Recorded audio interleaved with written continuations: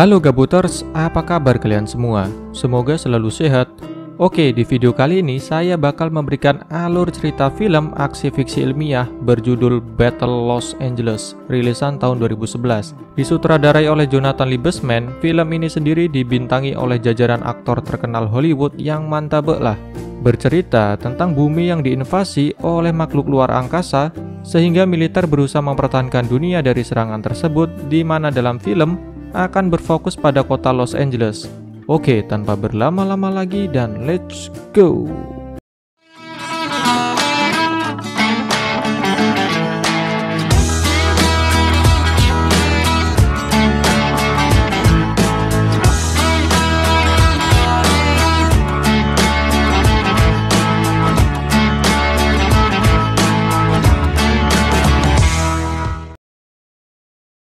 Is at war.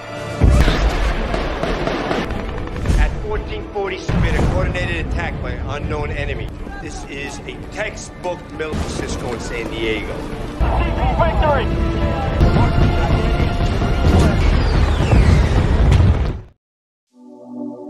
Film dibuka dengan pemandangan sebuah pantai yang ramai dengan orang-orang.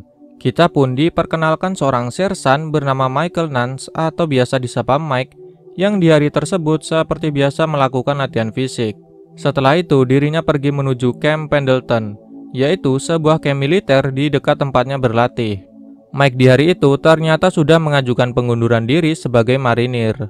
Orang yang menandatangani suratnya adalah rekannya bernama John. Di sini pula diketahui jika Mike dulunya pernah beroperasi di Irak bersama temannya itu.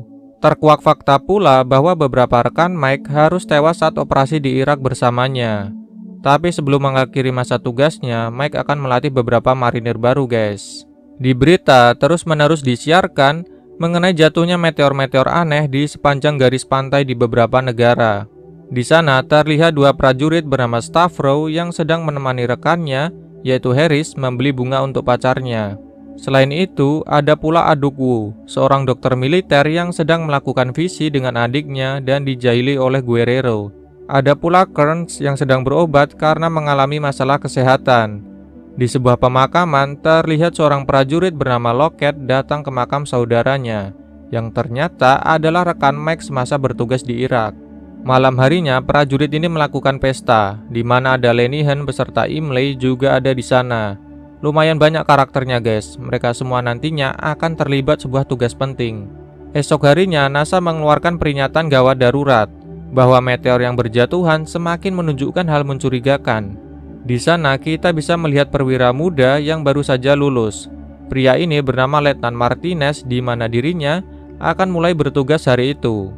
Mike yang sedang melatih beberapa marinir untuk terakhir kalinya dikejutkan dengan kedatangan John, yang langsung menyuruh marinir di sana masuk ke truk. John bilang bahwa sudah banyak meteor berjatuhan di sepanjang pantai California, sehingga kita bisa tahu kalau keadaan sudah darurat. Di tempat lain, Martinez sedang menanyai Imlay perihal Mike. Imlay bilang kalau Mike adalah sersan berdedikasi tinggi, tapi memang punya catatan kotor di masa lalu. Mike pun akhirnya sampai dan berjumpa dengan Martinez. Ternyata dia akan bertugas di bawah komando perwira muda ini, karena sersan lain sedang berhalangan. Semua marinir bersiap-siap untuk bertugas, di mana mereka akan berada di bawah komando Martinez bersama Mike. Terlihat kalau prajurit-prajurit ini sedang gibah perihal catatan kotor Mike di masa lalu. Bahkan Lockett sempat emosi karena dia menganggap Mike adalah penyebab saudaranya tewas. Pokoknya kejadian di Irak tersebut sudah menjadi rahasia umum di kalangan marinir, guys. Sebelum berangkat, seperti biasa dilakukan briefing mengenai keadaan darurat itu. Dari data yang didapat NASA dan militer, diketahui bahwa meteor yang jatuh di sepanjang pantai melambat ketika akan sampai di laut. Identifikasi juga mengatakan kalau objek tersebut tidak terlihat seperti meteor.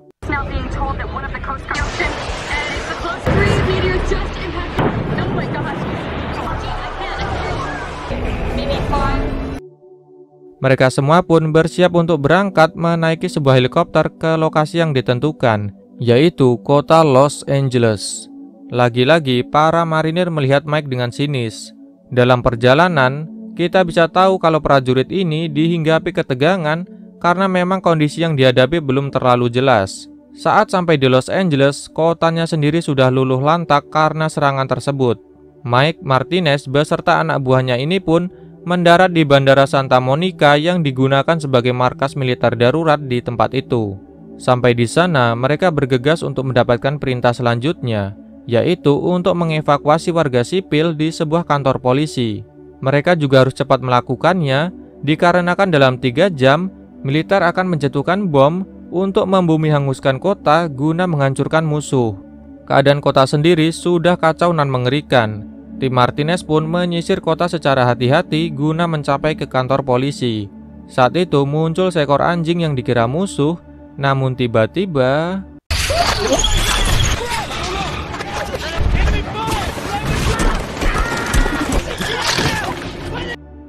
semua pasukan berusaha mencari perlindungan. Nampak Martinez sangat panik sehingga dirinya bingung dalam mengambil keputusan, ditambah beberapa anak buahnya terluka di sana. Akhirnya Mike yang melakukan tindakan cepat untuk mengamankan pasukan.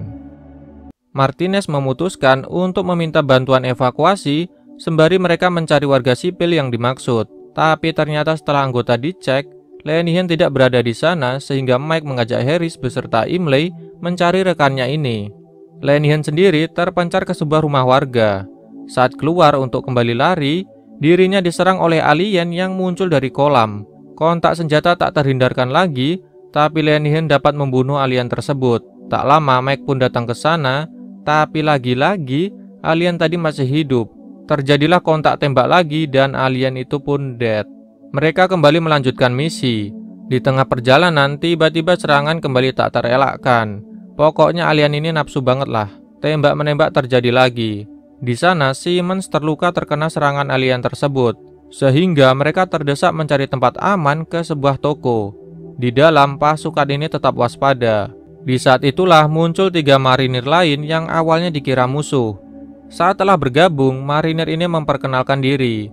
Salah satunya yaitu sersan teknis Elena Santos. Dia bilang kalau timnya dikirim karena melacak sinyal transmisi musuh di daerah tersebut. Tapi dengan cepat, alien-alien tadi bisa mengetahui keberadaannya dan membuat banyak timnya tewas. Tak lama, Motola bilang kalau helikopter evakuasi akan segera datang, sehingga mereka bergegas ke kantor polisi yang menjadi misi.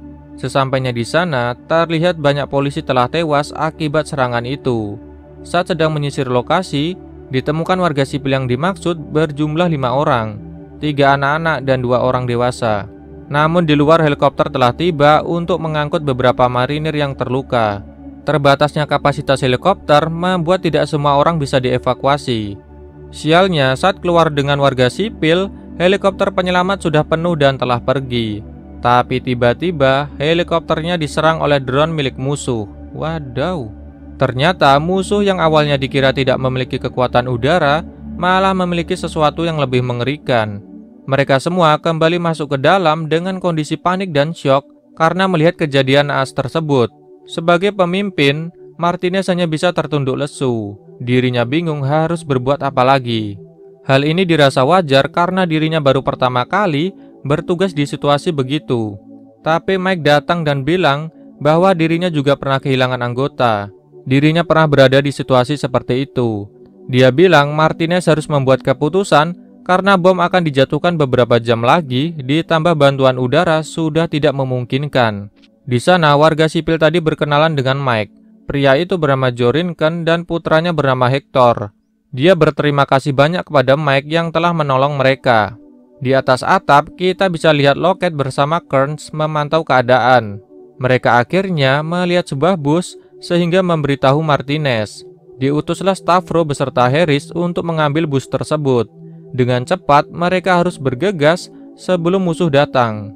Di lain sisi, Mike bersama beberapa timnya menemukan bangkai alien dan menurut Adukwu, hal itu bisa menjadi cara mengetahui kelemahan musuh. Di lain sisi, Stavro bersama Harris berhasil mengambil bus, lalu kembali guna menjemput semua tim. Mike akhirnya menemukan kelemahan alien itu setelah beberapa kali mencoba menusuknya. Kelemahannya adalah mereka harus menembak tepat di sebelah kanan jantungnya. Semua tim pun bergegas menaiki bus untuk kabur dari sana guna menjauhi zona pemboman. Namun saat dalam perjalanan menuju ke Bandara Santa Monica, mereka melihat drone-drone musuh meluluhlantakkan kota Los Angeles. Dan di saat itu pula ada sebuah drone menuju ke arah bus. Ternyata alien-alien tersebut dapat mengetahui keberadaan mereka dengan cara melacak sinyal radio, yang saat itu digunakan Mottola untuk menghubungi markas. Sontak saja Mike menyuruh Mottola mematikannya dan memiliki sebuah ide gila. Dia membawa radionya ke sebuah pom bensin guna menjebak drone musuh. Mike menaruh radio itu lalu menunggu waktu yang tepat sampai akhirnya drone mendekat ke pom bensin dan langsung saja dia melemparkan granat sehingga membuat ledakan dahsyat terjadi. Mantap lah. Mike kembali disambut sorak timnya, tapi dia tetap kalem lah nying. Saat melanjutkan perjalanan itulah Santos mendengar Mike mengatakan bahwa benda tersebut tak berawak.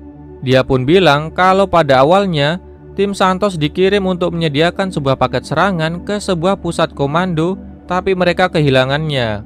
Bisa disimpulkan kalau musuh memiliki semacam pusat kendali yang digunakan untuk mengoperasikan drone itu. Sampai di sebuah jalan tol, mereka mendapati jalannya sudah putus dan di saat itu pula serangan musuh langsung mengagetkan mereka. Seluruh tim dengan cepat mengambil tindakan melindungi warga sipil sembari menghadang para alien yang menyerang. Pokoknya tembak-tembakan sudah tak terkendali lah. Joe bersama warga sipil lainnya juga berusaha dievakuasi menuruni jembatan. Tapi saat sudah menghabisi beberapa alien, malah muncul alien yang lebih gendeng lagi. Akibatnya, Stavro harus tewas saat akan menyelamatkan Santos, disusul Mottola juga harus tewas dalam kontak tersebut. Situasi tambah memanas tatkala Mike beserta Martinez kehilangan detonator bom guna menghancurkan alien itu. Sedihnya lagi, Joe ikut tertembak saat melindungi anaknya yang sedang dievakuasi. Di keadaan genting itulah, Martinez dengan jiwa patriotnya mengorbankan diri dengan meledakkan bom beserta dirinya karena bom tersebut hanya bisa diledakkan secara manual. Walau sebelumnya Mike tak mau meninggalkan sang letnan, apalagi dirinya ingat kejadian pahit saat operasi di Irak, namun Martinez ikhlas melakukannya. Seperti yang kita lihat, Mike lagi-lagi menjadi bahan omongan anak buahnya di sana karena dianggap meninggalkan Martinez, padahal tidak demikian. Tapi Mike tetap berusaha menahan diri untuk tidak emosi. Mereka pun sampai di sebuah toko untuk berlindung dari bom yang tak lama lagi dijatuhkan. Kebetulan posisi toko itu sudah di zona aman. Di sisi lain, keadaan Joe semakin mengkhawatirkan, bahkan yang makin bikin mewek ketika dirinya mengatakan bahwa Mike harus berjanji akan menyelamatkan putranya. Santos kemudian memanggil Mike karena didapat informasi kalau di setiap negara yang diserang terdapat sebuah benda raksasa di mana diidentifikasi sebagai pusat kendali musuh. Didapat pula dugaan jika alien menginvasi karena ingin menguasai air bumi yang memiliki keunikan dan digunakan sebagai bahan bakar maupun konsumsi mereka. Serangan bom pun tinggal beberapa menit lagi. Mereka semua berlindung sembari menunggu jatuhnya bom yang digadang-gadang akan menghancurkan musuh. Saat sudah mendekati waktunya, apa yang terjadi? Tidak terjadi apa-apa alias kemanakah bom itu? Mereka semua bertanya-tanya padahal sudah waktunya. Ternyata bandara militer telah luluh lantak.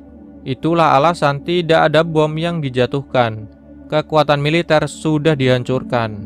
Mereka memutuskan masuk ke sebuah hanggar sembari mencari peta yang bisa menunjukkan lokasi penjemputan atau lainnya. Mike bersama Imlay pun memeriksa beberapa peta. Namun saat itulah adukku memberitahu jika Jorinken telah meninggal dunia.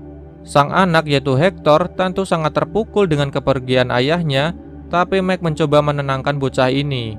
Dia berusaha menguatkan dan bilang kalau Hector adalah anak yang berani. Tapi saat itu pula Lockett dengan lantang bilang apakah Mike akan mengeluarkan mereka dari situasi tersebut atau malah mereka diabaikan. Tentu mendengar hal itu, Mike yang selama ini telah berusaha sabar langsung bicara tepat di hadapan Lockett. Dia mengeluarkan semua isi hatinya, bagaimana setiap hari dirinya selalu memikirkan dan dihantui oleh tugas masa lalunya.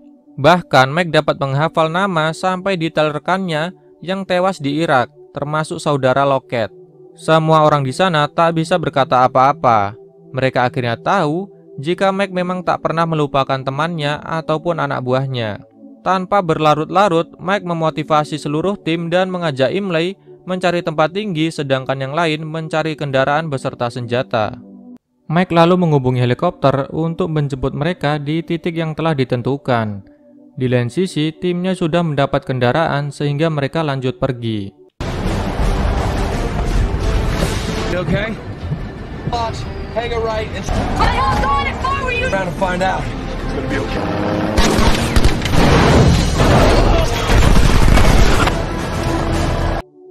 Helikopter telah tiba. Mike beserta semuanya pun meninggalkan Los Angeles. Di tengah perjalanan, tiba-tiba helikopter terguncang oleh sebuah gelombang listrik. Imlay ternyata melihat sebuah area gelap namun belum diketahui apa itu sebenarnya. Mike pun bertanya kepada Santos yang awalnya ditugaskan melacak sebuah sinyal radio kuat sehingga Mike menyimpulkan jika area gelap itu adalah pusat komando alien di bawah tanah. Dia pun nekat meminta helikopter turun untuk menghancurkan basis musuh itu walaupun nyawa taruhannya. Awalnya hanya dia sendiri yang ingin pergi, tapi kerennya semua anak buahnya ikut membantu. Mereka tak mau melihat Mike berjuang sendirian.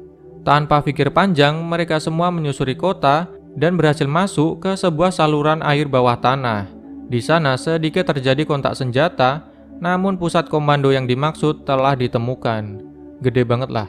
Semua tim keluar untuk menyusun strategi bagaimana menghancurkan benda tersebut. Mike pun memiliki ide, yaitu meminta bantuan dari pangkalan udara yang masih tersisa untuk menembakkan rudal. Tapi mereka juga harus memanggil bantuan menggunakan radio agar tanda yang mereka gunakan melalui laser bisa diketahui. Tim pun dibagi. Mike bersama Lockett mengunci sasaran memakai laser. Imlay bersama Adukwu melindungi. Kearns menuju tempat tinggi menghubungi pangkalan. Sedangkan Harris bersama Santos melindungi juga. Kearns pun berhasil menghubungi markas agar mengirim serangan ke target. Naasnya, drone melacak lokasi pria ini sehingga Kearns harus gugur dalam pertempuran. Namun baku tembak lagi-lagi terjadi, pokoknya edan deh.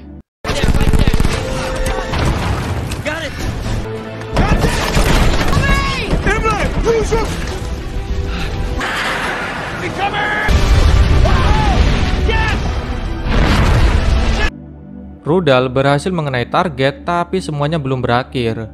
Pusat komando alien itu keluar dengan bentuknya yang sangat besar. Bahkan di sana mereka semakin kesulitan menghancurkan benda tersebut karena intensitas serangan makin gila.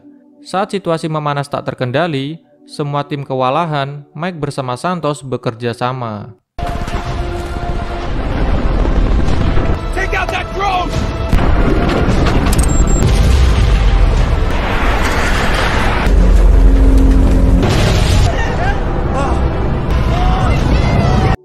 Mereka berhasil guys, mereka berhasil, mantap. Lawan pun bisa dipukul mundur. Mike bersama timnya meraih kemenangan. Helikopter datang dan mereka akhirnya dievakuasi ke tempat aman. Sampai di pangkalan militer, komandan menyuruh tim hebat ini beristirahat karena sudah bekerja keras. Tapi edannya Mike enggan istirahat lalu kembali bertugas. Semua rekannya yang melihat hal itu tidak tinggal diam kemudian ikut dengannya.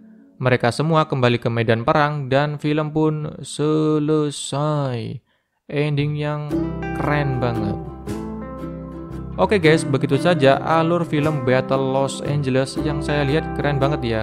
Apalagi visual efeknya, edan.